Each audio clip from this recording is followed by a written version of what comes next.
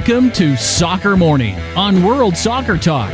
Here's your host, Jason Davis. Good morning, everybody. Happy 2016. We are here. We are live. It is Soccer Morning. We are entering what I believe to be, producer Trevor can correct me if I'm wrong here, our fourth calendar year. I mean, we haven't been on the air for 4 years, but 13, 14, 15, 16. So that's 4 different years we've broadcasted in. Is that right? I can't believe it. Someone pinch me, because I'm pretty confused as to how we got to where we are. Was it 2013 that we started? Holy crap. Holy crap. Let me just say holy crap, okay? We are live. And we're on the air. What other podcast that happens daily that covers soccer is going to have the host saying holy crap over and over again? There. We are going to talk some English Premier League soccer today with Christian Hennig coming up in just a little bit. It is 2016. It is January. It is cold finally where I am, which is weird. It was weird that it was so warm, and now it's weird that it's actually cold again. So winter is here. We will settle in. We will get you through the winter. Do not worry. Lots to cover through January, but let's focus on what's happening right now around the world of soccer with the news rundown before we grab our good friend Christian Hennig. Busy weekend in England. West Ham beating Liverpool 2-0. Jurgen Klopp not happy. I of all of the managers in the world, I think Jurgen Klopp is the one I would least like to piss off. I mean, that mouth opens up and you get, yeah. So Liverpool losing 2-0 to West Ham on the road. Jurgen Klopp decrying the lack of effort from his team in that loss, so not good for Liverpool this weekend. Arsenal squeaking by Newcastle 1-0 to maintain their top spot in the Premier League table. Obviously, we've all been watching Leicester hover around the top. Now Arsenal has finally jumped ahead of them by 2 points. Leicester this weekend with a goalless draw against Bournemouth, not what they need, and they get word they're going to miss out on, or they're going to lose Jamie Vardy for 2 weeks as he undergoes minor groin surgery, which just makes me cringe. So Leicester having some problems there with their top goal scorer set to be sidelined for a couple of weeks. Manchester United 2-1 over Swansea. Wayne Rooney scoring the winner on a ridiculous, I mean, if you haven't seen Wayne Rooney's goal from the weekend, go watch it. I'm no giant Wayne Rooney fan, but the man has talent. It doesn't come out as often as you would like if you're a Manchester United fan these days. He's played a lot of games. He's got a lot of miles on those legs, but he is capable of what he did this weekend, scoring the winner for Manchester United over Swansea. Rooney moves into second place in the list of all-time goal scorers for both the Premier League. He is well behind Alan Shearer. He's never going to catch him, but he is in second place. And second place for Manchester United behind Bobby Charlton. Watford 1, Manchester City 2. So Manchester City stalking Arsenal and Leicester there in the Premier League race. Chelsea looks improved in a 3-0 drubbing of Crystal Palace at Selhurst Park, so on the road in London. Eden Hazard comes off in that match in the first half. He'll have a scan today in London to determine what's going on. With the way that Eden Hazard has played this season, maybe not too much of a loss if he's out for a little while. Maybe things get a little bit easier for Goose Hitting in terms of selection. Not tough to drop Eden Hazard if he's not playing well, but this kind of takes care of itself. Everton and Spurs playing to a thrilling 1-1 draw yesterday in the Premier League as well. The Telegraph reports that MLS and the Montreal Impact are playing hardball over the termination of Didier Drogba's contract with the MLS team. Drogba, the way this is reported, it says Drogba could retire and avoid having to negotiate an out with Montreal. Chelsea wouldn't have to buy him out or anything like that. But Chelsea and Drogba want to keep open the possibility of Drogba playing again for the Blues, even though what he really wants to make the move for is to be a coach with Chelsea. So it's a little convoluted. But regardless, it seems at this point Montreal has accepted that Didier Drogba will not be part of their plans in 2016. Drogba wants to move on. Chelsea wants to make it happen. There's going to be some resolution.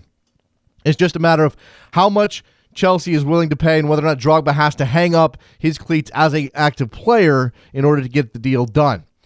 LA Galaxy midfielder and Liverpool legend Steven Gerrard says 2016 may be his last year as a player. He said this to The Telegraph. He also told The Telegraph that he wasted time as a younger player watching TV, mentioning specifically The Office and The Sopranos. I'm assuming he means the English version of The Office. And The Sopranos, of course, we know The Sopranos. When he should have been working on his licenses and his badges as a coach. And now he says he also laments the treatment of England's great generation of players like himself.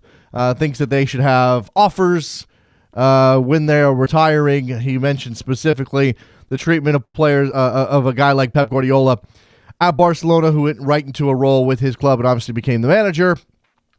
So we'll see what happens with Steven Gerrard at the end of 2016. In La Liga, Valencia held Real Madrid to a 2-2 draw there at home. Real Madrid went down to 10 men, so Valencia with a point, a better point for Gary Neville and company than for Real Madrid, certainly. Barcelona plays to a disappointing goalless draw with Espanyol, the Catalan derby. Not what Barcelona needed, and now Atletico Madrid, on the strength of their win on Saturday, 1-0 over Levante, jumps over Barcelona into first place in La Liga, although Barcelona has a game in hand. That's because of their trip to the Club World Cup. Bayer Leverkusen. Sporting director Rudi Voller insists that Mexican striker Javier Hernandez will not be leaving the club in January, despite a lot of interest in Chicharito's services around Europe. And in fact, Arsenal mentioned a lot with Chicharito Hernandez these days. I'm not sure Arsenal really wants to go after a pricey striker in January, but those rumors are out there, and Arsene Wenger has said that Arsenal intends to spend. Hernandez has 19 goals in 25 matches across all competitions for the German side. Remember, he moved from Manchester United after being on loan to Real Madrid. He moved from Manchester United for £7.3 million this summer, looking like an absolute steal for Leverkusen. They could certainly cash in on him, but Voller says they intend to hold on to Chicharito Hernandez. We are a football club, and it is important. Thank you, Rudy. We are a football club, and it's important that we are successful. Chicharito has played a big part in our success so far through his style of play, through his goals. That's why we brought him here in the first half of the season. Everything has worked out fine. It's easy to reject offers when you are in a position in which you don't need to sell. We are in such a position. We will keep the players we want to help us achieve our goals. So there you go. It looks like Chicharito will stay in Germany. Look, if you're Chicharito Hernandez at this point, I think you have to consider whether or not moving back to England or any bigger, quote-unquote, bigger club than Leverkusen is even in your best interest, considering how well things have gone at Bayer Leverkusen. I mean, this is a guy who couldn't score to save his life. At the end of his Manchester United run, he wasn't getting time. Real Madrid, he couldn't get off the bench. He moves to Bayer Leverkusen. It all clicks into place. Absolutely no reason for him to move and for Leverkusen to sell him based on the success he's brought them. They just need to sort out a couple of other things in order to get the results they need to climb up the table in the Bundesliga. All right, let's take a break. When we come back, our good friend Christian Hennig will start off the new year for us talking Premier League. And we may dance around a little bit because Christian is a jack of all trades. Don't go anywhere. Soccer Morning, WorldSoccerTalk.com.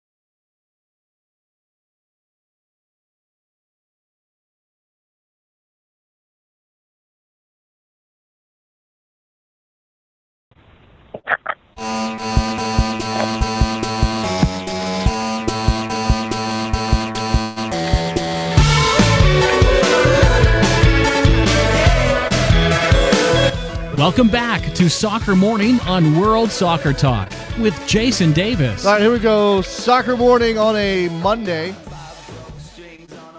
4th of January, 2016. We are into a new year, and what a fitting first guest of the new year. Christian Henez joins us on the line from jolly old England, where I'm sure it's just a beautiful sunny day with birds singing and all of that in the new year, right, Christian?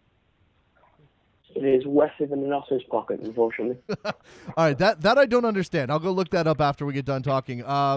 Let's dive into some of this English Premier League action from the weekend, Christian. The weather certainly looked horrible, but what can you say? And I'll start here because it was the best goal I saw this weekend about Wayne Rooney and that winner against Swansea for Manchester United.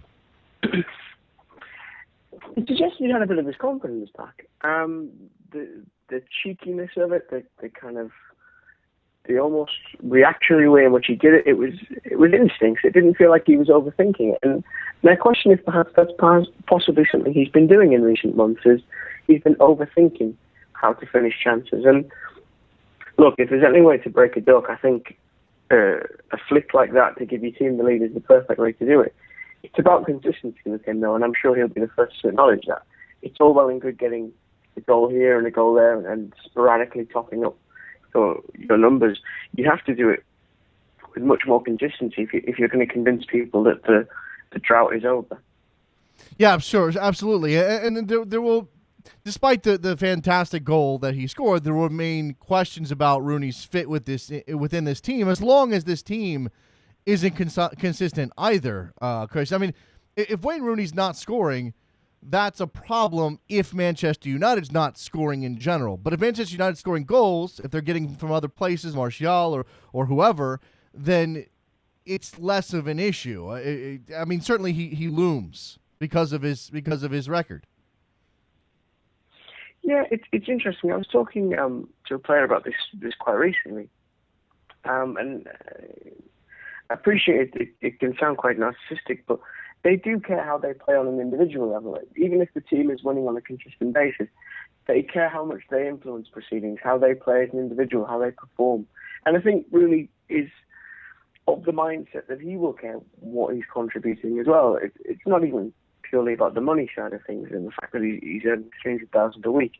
I think he cares because of personal pride, because he's been the player that has so often dictated proceedings and influenced things throughout his career, that the idea that actually he's not the star turn that he once was, he's not the person defining success and failure for Manchester United, that will massively concern him. And I think, he's at that part in his career now where I think he's having to change, he's having to evolve and shift his game into a very different style of play, one that he's not used to. He's never really been about a physical presence, not since he was very, very young.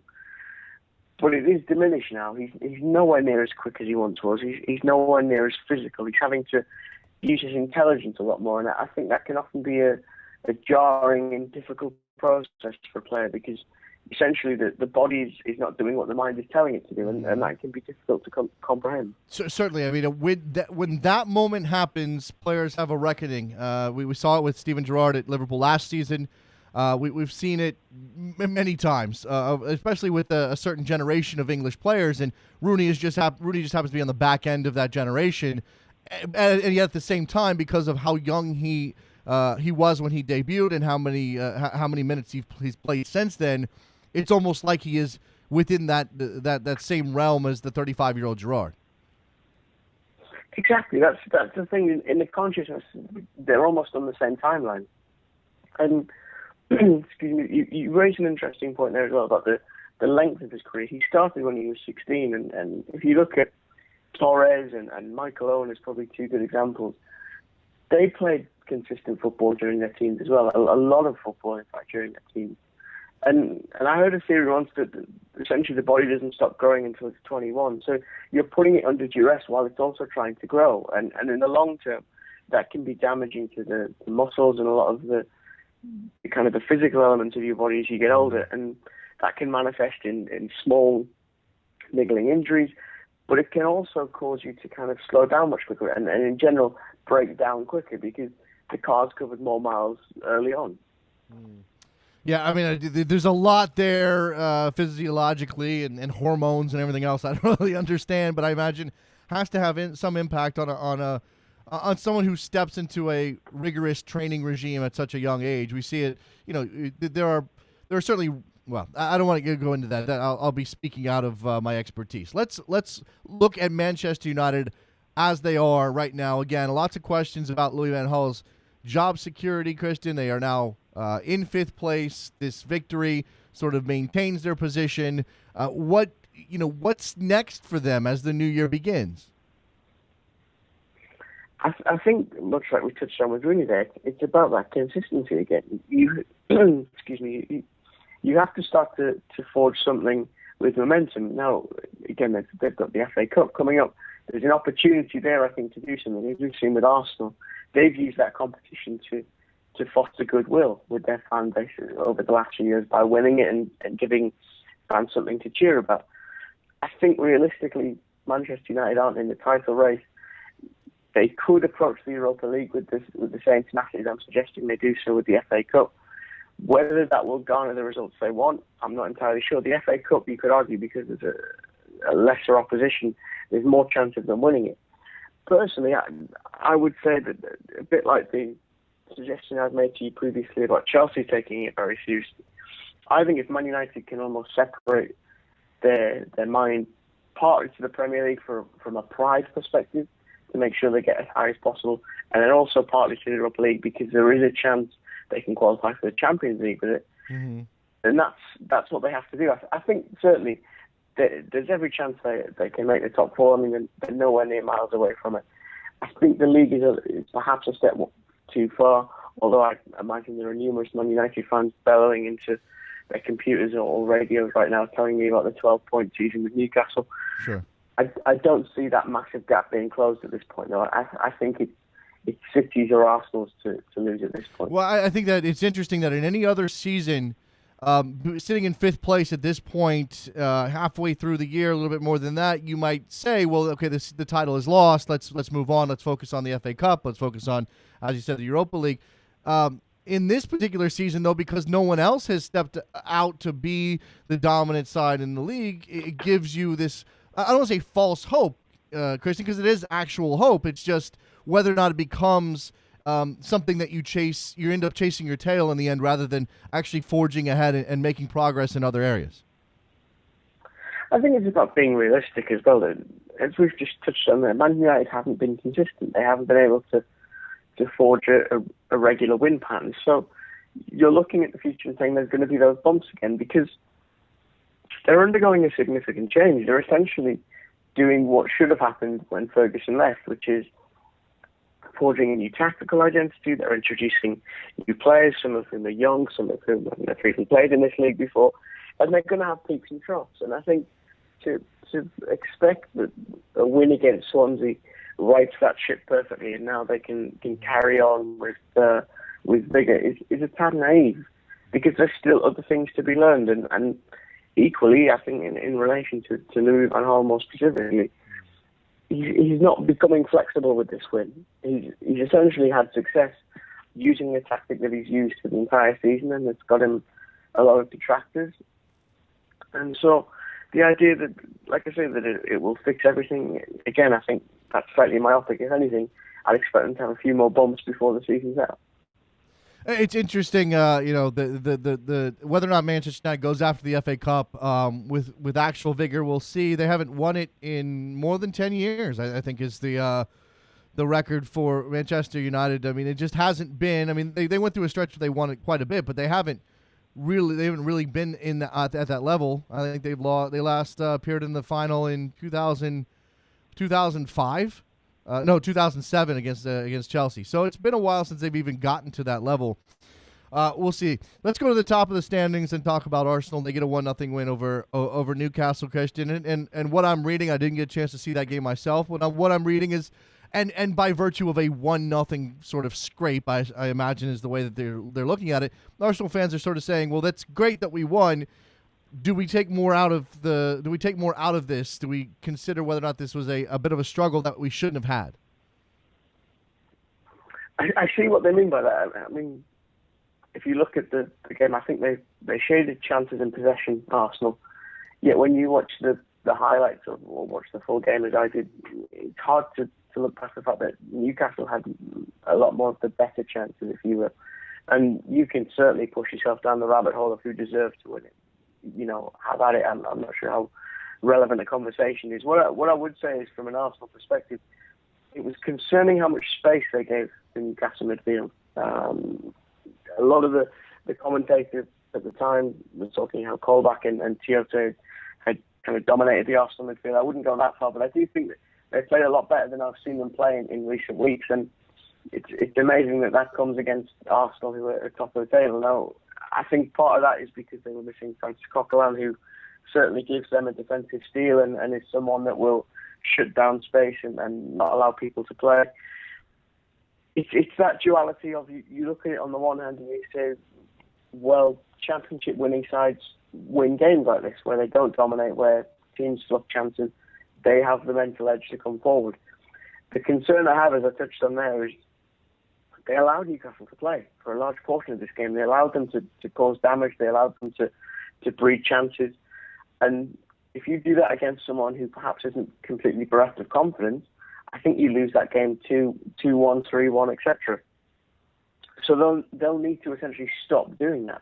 I think they gave Newcastle far too much respect. Really, a team with Arsenal's ambitions and Arsenal's position in the league should be smothering a team in the bottom three when they come to the Emirates. Right. Yeah, I looked at that game. I looked at the one against Sunderland as well, which admittedly they killed off in the end. But there was a good portion of that match where Sunderland caused them trouble, where Sunderland managed to cause them problems. And that's something that you always worry about with Arsenal.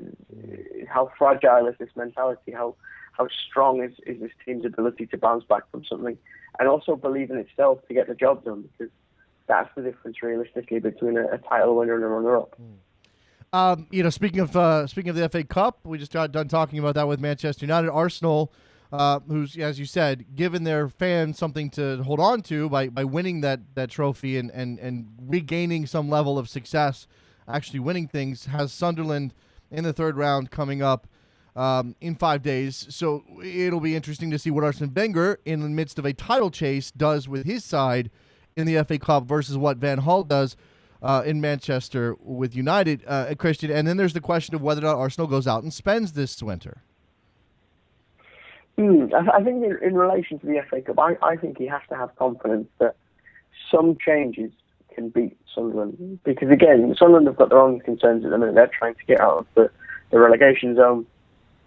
And that is something that will, I imagine, dictate Sam Allardyce's plans, because a cup run is just an unnecessary burden to add at this point. They tried to do it a few years ago when they got to the League Cup final and tried to stay up at the same time. And that was a difficult thing for them to manage towards the end of the season because they were just playing so many games. I think, to answer your second question, they do need to go out and buy. I think who they buy is the difficult question, because you're paying the premium that is January prices. I think you're also hoping that person can come in and settle quickly, much like Andre Arshavin did. But the irony with Arshavin was he settled quickly, but then never really recaptured that early form that he had. So it's trying to identify if the right players available. I think that's something we perhaps get lost in when it comes to January. We look at this brief window we've got and say, well, my club or your club should sign X, Y, and Z. It's whether they're available partly and whether they want to move in what is a European competition year as well. Because if you're playing well at your club, Virginia United, are you really going to want to mess up that potential form and move to a different club, which could unseat you from your international team and your international prospects? Mm-hmm. There are lots of little minutiae that I think people get lost in when we discuss this. So I would say definitely they do need to buy. It's just whether that deal is available. Well, let me ask you, Christian, when you look at Arsenal's squad, and we just talked about some of the injuries we know about Coquelin and some other missing pieces for Arsene Wenger, and he's done a good job navigating. Where should they strengthen? What does he need now to continue to be able to navigate this period, especially with a couple of those big figures out?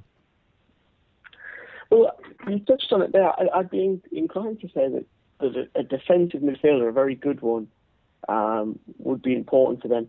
It's just trying to find one. That's a difficulty. I would have said Jeffrey Kondogbia, but obviously he's joined Inter in the summer, and I can't see them relinquishing him this quick, at least not for a massive profit and one that doesn't actually reflect his true value.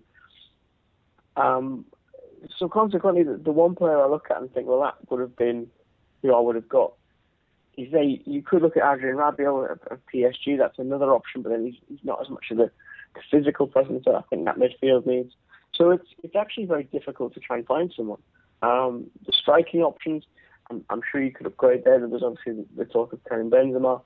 I'm not sure if he moves in January either. That's one that you look at in the summer and say, well, can we do the deal then? Because, again, the temptation is to go out and buy something. It's like the idea that you should never go food shopping hungry. You end up buying a lot of stuff you don't really need, that you wanted in the moment. And that's going to imbalance the squad in a lot of ways. And I think there are a number of managers who will probably tell you that when you're in Arsenal's position, adding an extra face in there, an extra mentality, that can be disruptive to the core group that have already bonded over the course of the season. So for me personally, there isn't anyone that jumps out. That's the duality between saying they need someone, but there's no one that really jumps out as being the perfect acquisition for them. We'll have to see what Arsenal does in the window. In the meantime, as I mentioned, Sunderland in the FA Cup. Well, then they go on in January with trips to Liverpool, Stoke City, and then home to Chelsea. By the way, I do that all the time. I go shopping hungry all the time. It's a terrible habit. Don't do it, as Christian says. Let's talk about Leicester. They get a goalless draw against Bournemouth. That's not what you want if you're chasing a title. And now we hear that Jamie Vardy is going to miss 2 weeks with minor groin surgery, which sounds completely nonsensical to me. How can any groin surgery be minor? But further, is this going to be with the other issues of because they're Leicester? There's going to be continued chatter about players moving on, particularly in the winter when those prices are high and the club can cash in. Are we starting to see just a little bit of the cracks that are going to show with the Foxes? I think we're seeing how they handle difficulty. That again, doesn't matter whether it's Leicester, Arsenal, Manchester City, or United. You will always learn about a team's potential when they face that bump and how they react to it. And I think that's what we're learning with Leicester right now. I can't see them losing these players in the winter, personally. And I think the ownership are quite rich. They're quite deep-pocketed. There's no need for them to cash in that sense. And equally, I can't see the values of, say, Vardy and Mahrez, who are the two most likely to leave, dropping significantly by the summer, assuming they don't have a huge drop-off and they maintain even half of the form they're at and break into or near to the 20-goal barrier, respectively. I can't see the prices dropping that much. And I know in particular, in fact, Riyad Mahrez even told the French press quite recently, I think he was talking to Canal Plus, he said that he's looking to stay the season. He's not looking to leave at all. And I think players are becoming a little bit more mature and a little bit more sensible about that. But at the minute, it's about building that consistency, which we talked about early on there. And for Mahrez, that's best done by staying at Leicester. For Vardy, it's a similar situation. There's no need to move mid-season when you're enjoying your football and you're achieving a lot with Leicester. Because you could very easily get to the end of the summer, or the end of the season, and the club's plans, the club's ambitions could match your own. It's better to kind of wait and see how the path forms rather than try and predict things. And I think in relation to them, that is what they will do. In relation to Leicester in the bigger picture, I don't think they'll be able to get back to anywhere near the levels of form they were at pre-Christmas. But I would expect them to hit about sixth position, maybe even fifth at a push. I think you'll see them in the Europa League next year, but I can't see them in the Champions League personally. Yeah, this is the second time, or third time out without a goal for Leicester. That's got to be troubling. They lost to Liverpool 1-0 on Boxing Day. They drew with Manchester City 0-0, and then they draw with Bournemouth 0-0. They've got Tottenham in the FA Cup at Tottenham, and then they play Tottenham again in the Premier League on the 13th. They got Aston Villa away to Villa Park, and then Stoke City at home. So not a murderer's row the last couple of games of the month, but Tottenham is a difficult out. So we'll see what goes on with Leicester. Speaking of Tottenham, a little bit of question. Fourth place right now. I don't know how you view their consistency. I have to look at their recent form, Christian. I don't have it in front of me. But Tottenham is a club that when people talk about them being a title contender, I don't want to scoff because they certainly have the talent to do it. I like Pochettino a lot, but they're Tottenham, and I wonder where their skid happens. Yeah, I mean, I think you alluded to it there in the way you said it yourself with Tottenham. There's a belief, and I think even the most ardent Tottenham fan would say, there is a belief that mentally they are weak and that they're susceptible to crumbling. And I think that's a fair comment based on their recent history. What I would say to maybe dispel that slightly now is that this is a very different group of players. You have at the back Toby Alderweireld, Jan Vertonghen, who played at Ajax, have that winner's mentality, have succeeded in their career, captain the club, and achieved a lot with Belgium already. You've got young heads like Dele Alli and Harry Kane, players who I would argue didn't grow up with that mentality themselves and have arrived at the football club with the idea that they can achieve things. Harry Kane, for example, has come into that team and beaten out competition from Roberto Soldado, Emmanuel Adebayor, players with much stronger pedigree. I think a lot of that takes self-belief and takes a will to win. So it's a different core group to the one that maybe we associate with the past. And I think also there's a different mentality in the coaching staff as well. I don't think Mauricio Pochettino is displaying into the idea that Tottenham are mentally weak. I think if you watch that team, they actually play with supreme confidence a lot of the time. And if you look at some of their more recent losses, let's say the Newcastle one as an example, I would say it was complacency more than anything that cost them. And, it's not just in the dictionary where complacency and confidence sit next to each other. It's a very fine line, and Tottenham, I think, will straddle that at times. It's about whether they can start to manifest that into something that lets them challenge for the title. I think personally it could. I've said from very early on this season, I can see them in the top four. Whether I see that being a title this season, I'm not sure. I expect personally it'll maybe take one or two more little extra purchases, maybe an out-and-out striker to give some competition to Harry Kane. But once you get those last few pieces of that puzzle, you start to look at a team that actually could be really quite frightening given a year of CCL. In order for them not to finish in the top four, Christian, it's going to require four teams to be better than them. And right now, you say Arsenal, sure. You say Leicester until they show that they can't hang anymore, and that hasn't happened quite yet. We know Man City is eminently talented. Whether or not they can put it together consistently enough is a question. Then you have United with their plenty of doubts, and they're behind Tottenham by 3 points right now. And then you're never going to put West Ham, Crystal Palace, Watford ahead of Tottenham, at least in your projections. It's a matter of whether or not Liverpool can climb back up under Jurgen Klopp. So there may not be four better teams in the league. It's just whether or not Tottenham gets the results they need. Exactly. That's the thing this season, is that we're talking about the Premier League title in the sense that it seems as if nobody wants to win it. You could argue the same applies to the top four in the sense that we've seen that much change and that much unexpected form from teams like Leicester. There's nothing to say that Tottenham can't do it because, again, I think they play some very good football. I think they've been able to show some resilience in key moments like they did against Everton on Sunday. It's purely about who's got the right mentality. I think that's something that we're learning this season, that really self-belief, confidence is almost as important, if not a little bit more important than ability. Because, again, Mahrez, Vardy, they're proving that the gap between the elite and those below them isn't as vast as we might have been led to believe. And that actually, if you can sort the intangibles in your game, the mental aspect, you can improve your level enough to the point that you're up there with the elite. Christian, we could talk about Manchester City, who certainly deserves a bit of a review here at this point in the season, especially after their performance on the weekend. where they beat Watford 2-1. But I actually want to, with the last couple minutes we have, to touch on two different stories that sort of relate to the Premier League and MLS. The first one is the situation with Didier Drogba. Look, he has a love affair with Chelsea. We all know that. He's a legend there. He loves the club. That is Mourinho independent.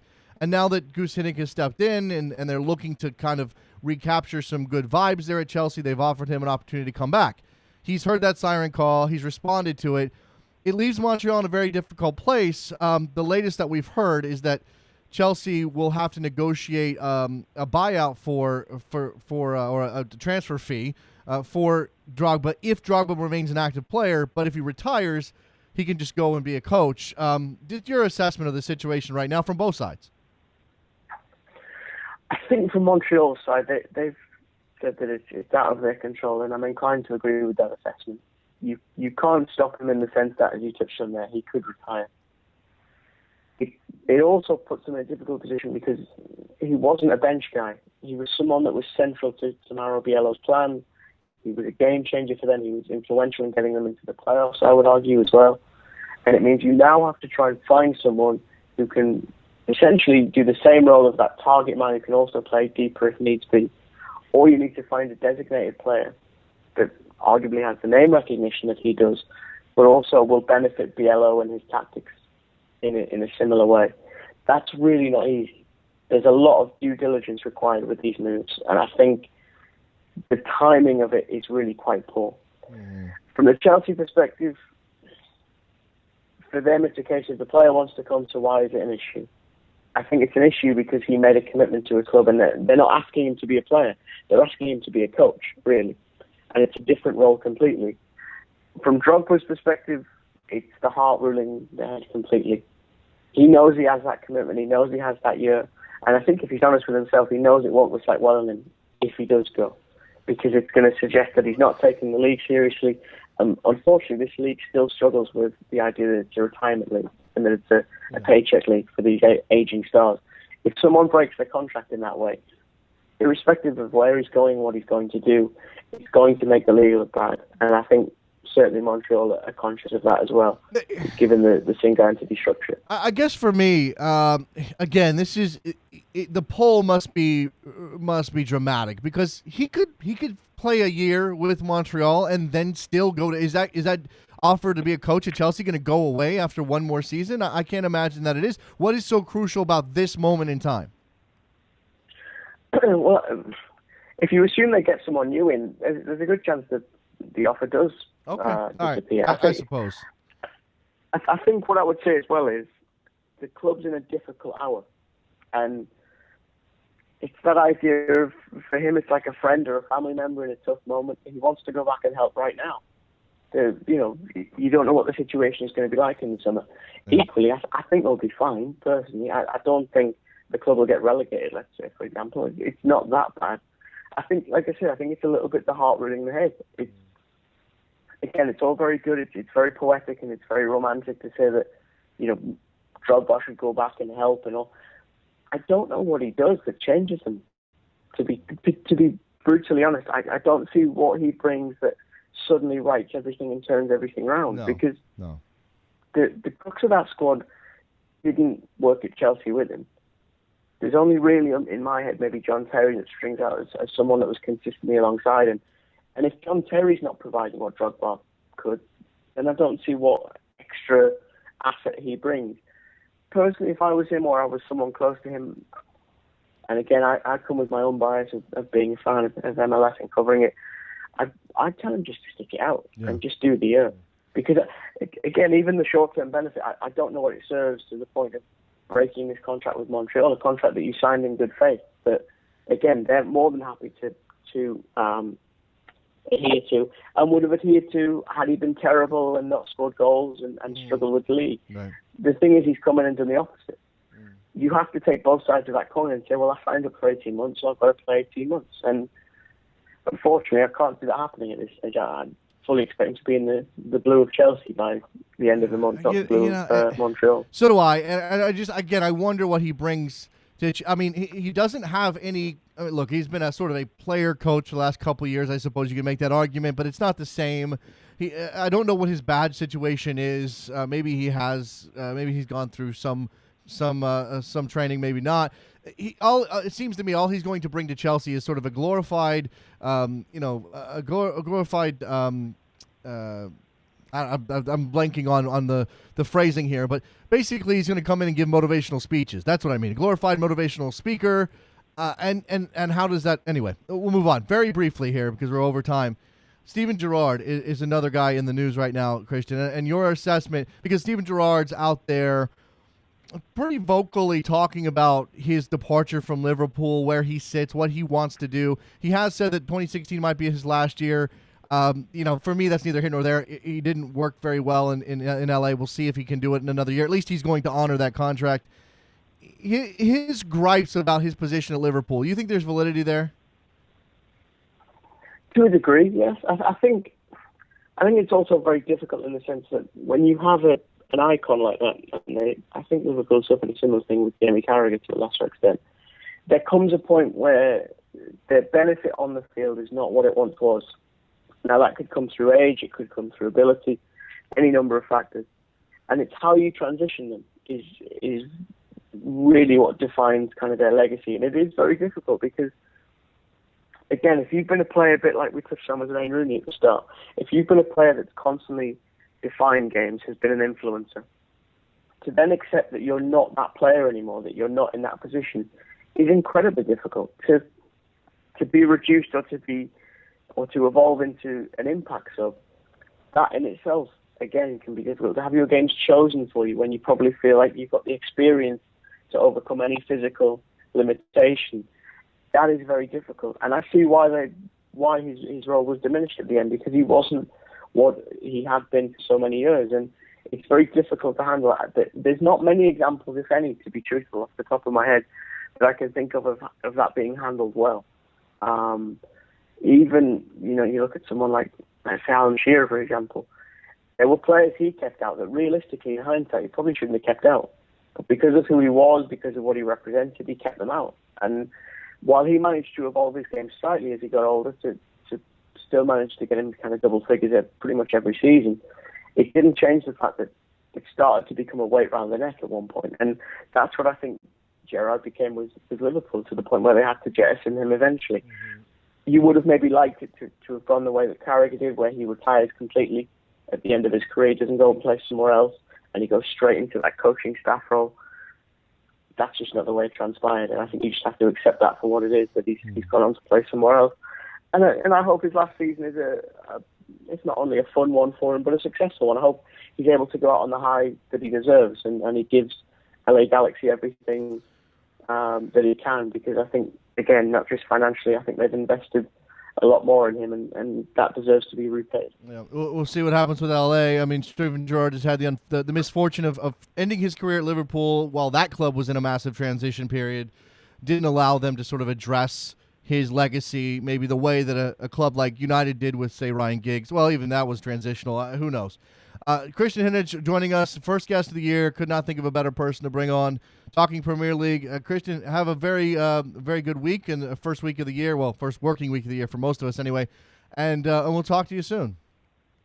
Lovely, sir. Thanks for having me. There goes Christian. We'll step aside. We'll come back. We'll open up the phone lines first time in 2016 and talk to you. Soccer Morning, WorldSoccerTalk.com.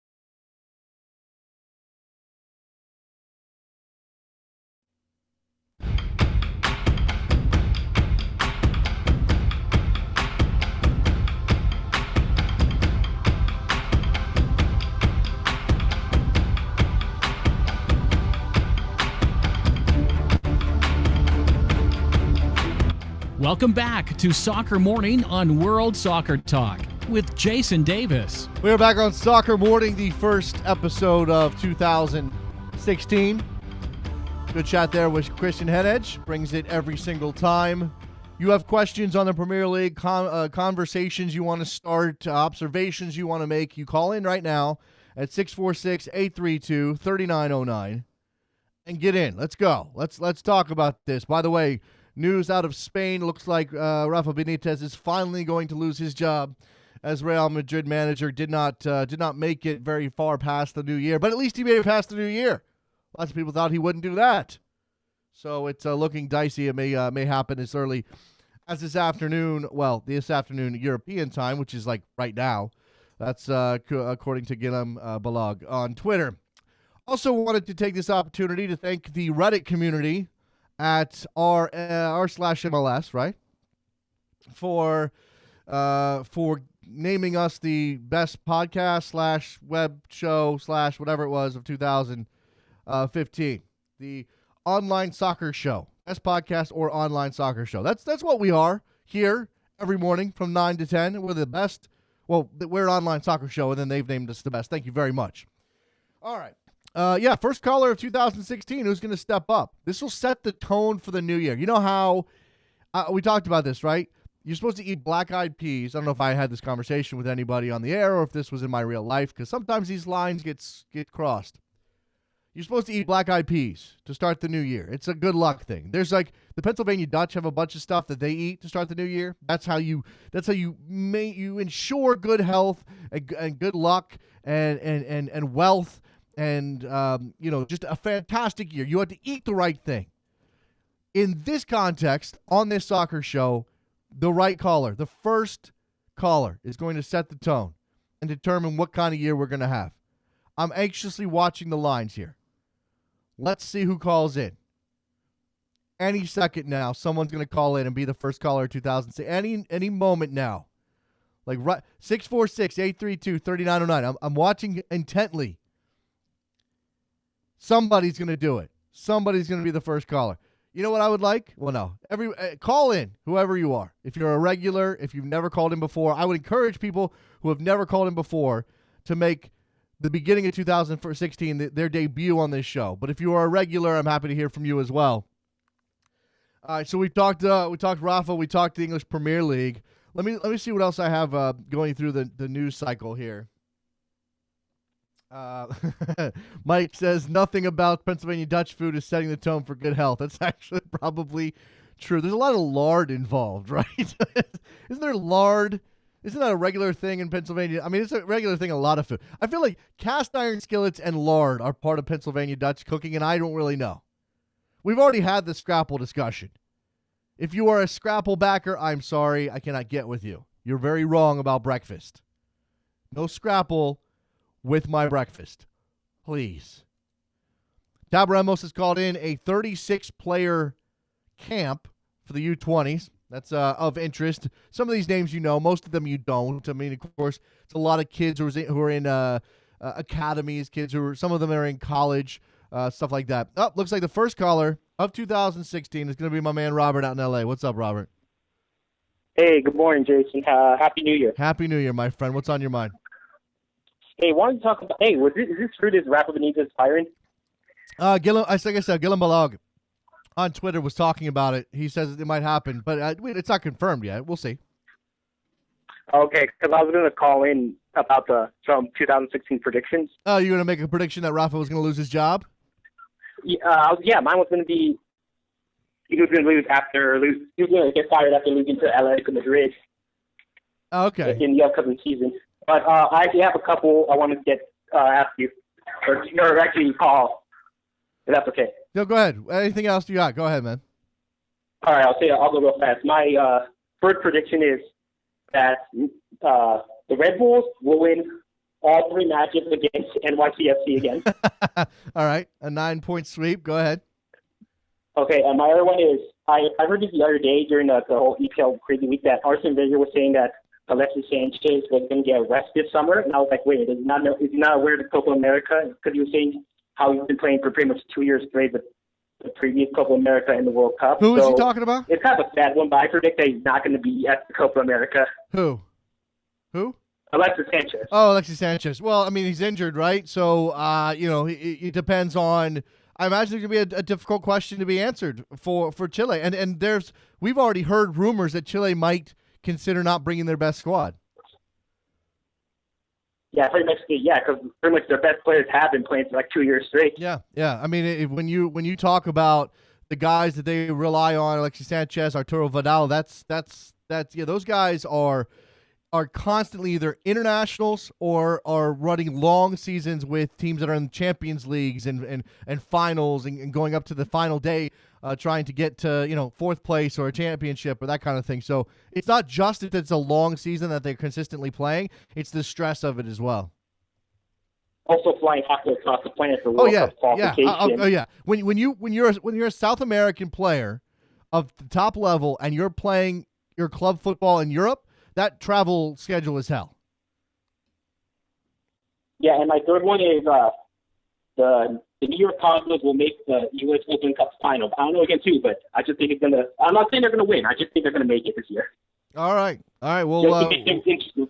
I like that. All right, so we've got Alexis Sanchez won't be at Copa America.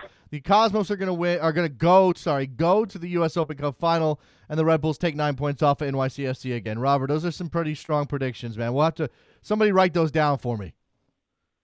Hey, if they don't come through, I'll call in. I'll crow. All right, and man. also one more thing, Jason. You say you wanted suggestions for 2016 for your show. Yeah.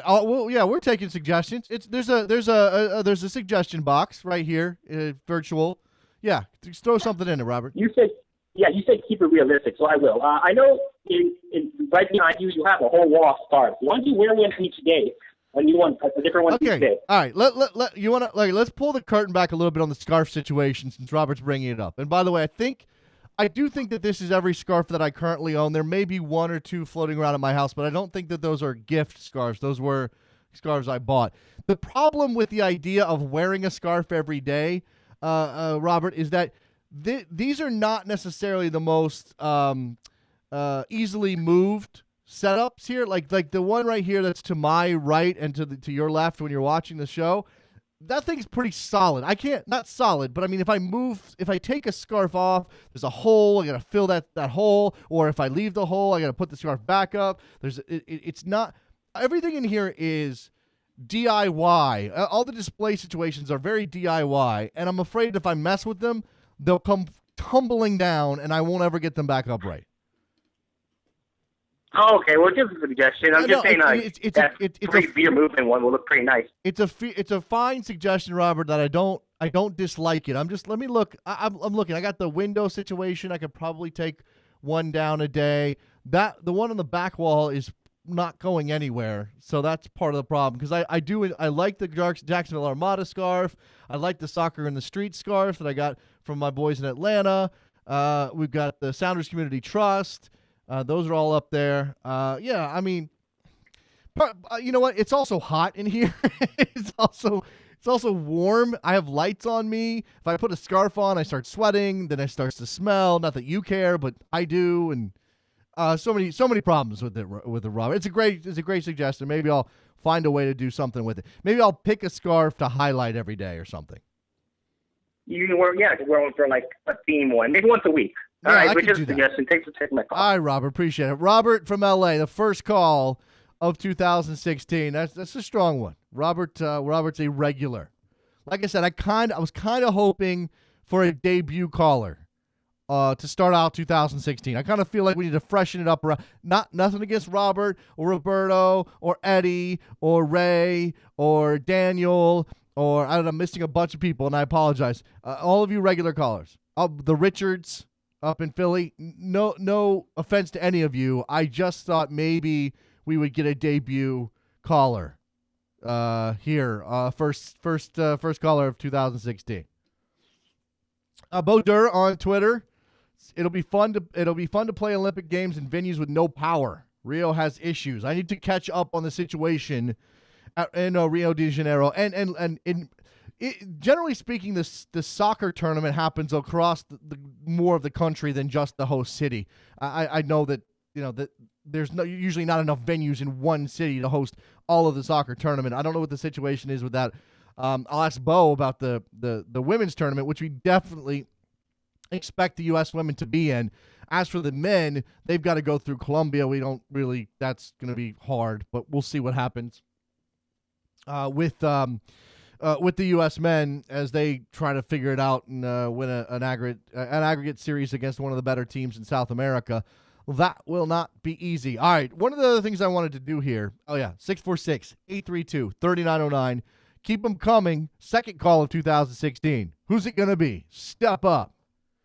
I wanted to talk about this calendar that MLS Soccer has posted. They're actually calling it the Almanac. From Combine to Cup, all the dates you need to know.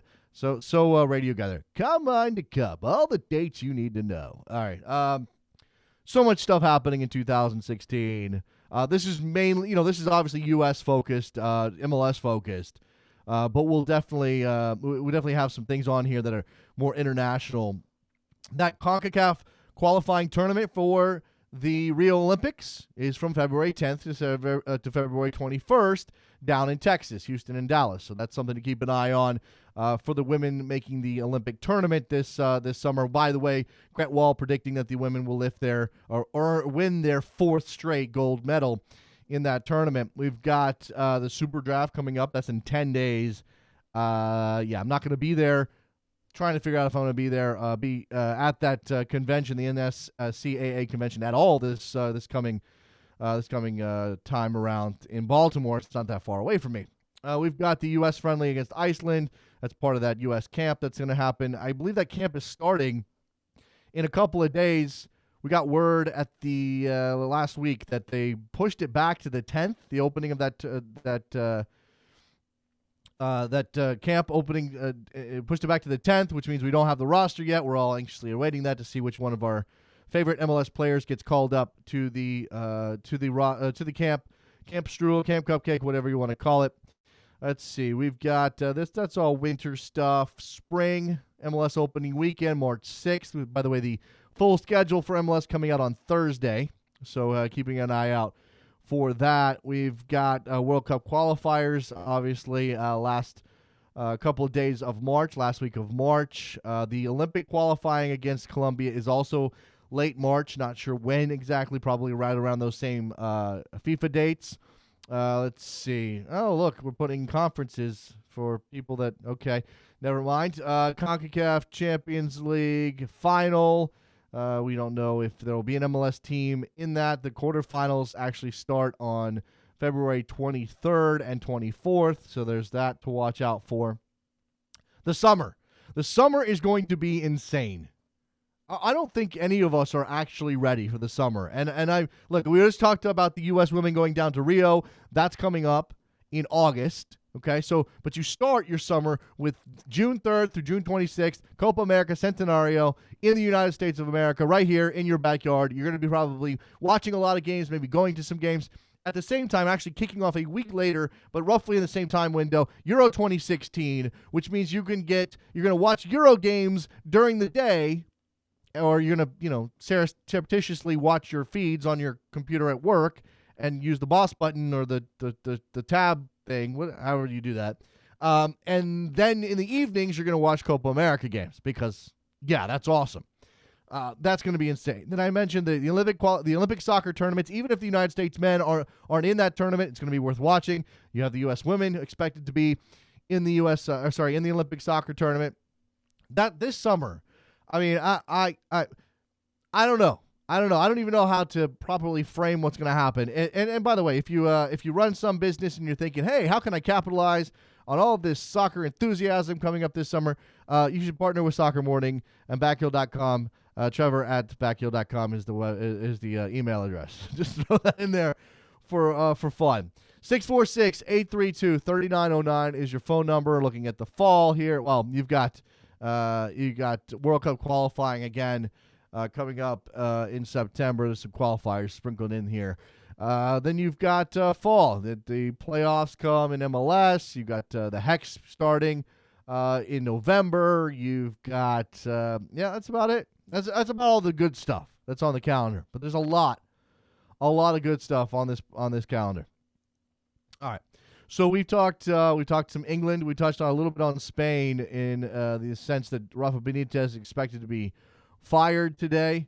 We talked whatever there is in terms of MLS. Seen a couple of notes, rumors and stuff bouncing around. You obviously have Harrison Afful at Columbus and his status, whether or not he'll be sold.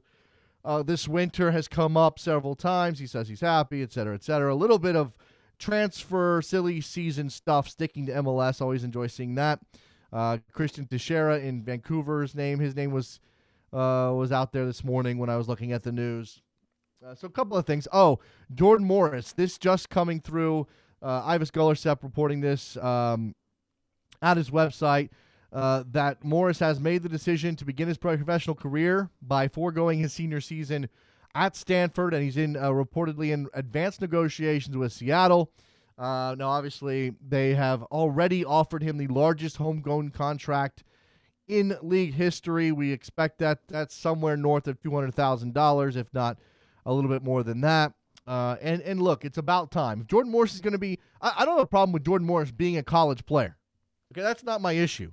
My issue is that if Jordan Morris is going to be a part of the U.S. men's national team, then he needs to be a professional. He needs to be in that environment day in and day out. He needs to be training.